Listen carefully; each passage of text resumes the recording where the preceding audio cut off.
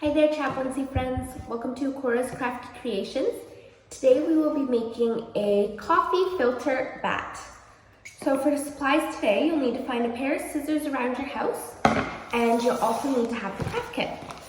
Let's open up the craft kit and see what's inside this week. So you've got blue paint, black paint, a sponge to spread that paint, 2 coffee filters, a clothespin, a little slip of black paper, some googly eyes, I don't know if you can see them in there, and then you should also have some glue and a Q-tip to spread the glue. Your container of glue will look different as mine is just poured and yours is poured to go. All right, let's start now that we have our supplies. The first step in today's craft is we're going to take our coffee filters.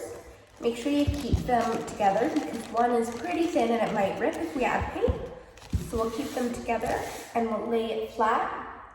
And now we can take our sponge and our paint and we can paint the entirety of the coffee filter. You can use whichever paint you choose first, or you can just use one color. And you're just going to use the sponge to dab it around. When you want to switch colors, you can either wash your sponge or you can flip it to the other side and open up the other color here, and we can use the other side. So I'll just dab some black on as well, and I'm going to keep dabbing it on until I have the entire coffee filter covered. Once you've got the whole coffee filter painted, we're going to set it aside to dry, and we're not going to work on it any further until the paint's waiting for the paint to dry on the coffee filter. We can move on to step 2, and for step 2 we're just going to take our clothespin, and we can use that sponge again and the black paint, and we're just going to paint our whole clothespin black. Once the clothespin is completely painted black, we can set that aside as well and let that dry. So just like the coffee filter, we're just going to let it dry and not work on it till it's dry. While we're waiting for the clothespin to dry, we can move on to the next step.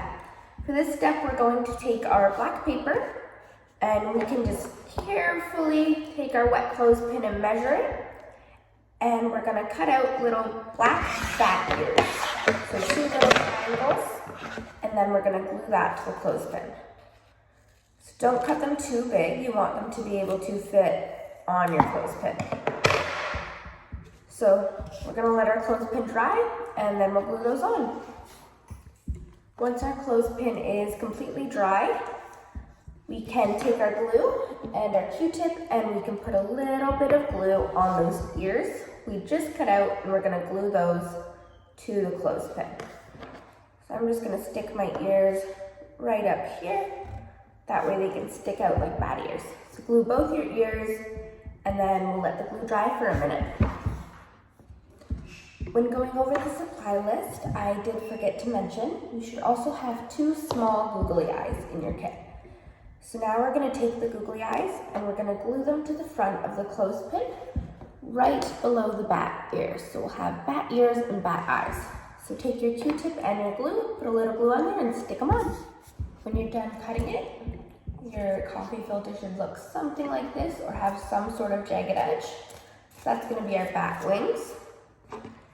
So our final step is we're going to take our clothespin, the one we put the eyes and the ears on, and we're going to pinch it open and pinch our wings right in there.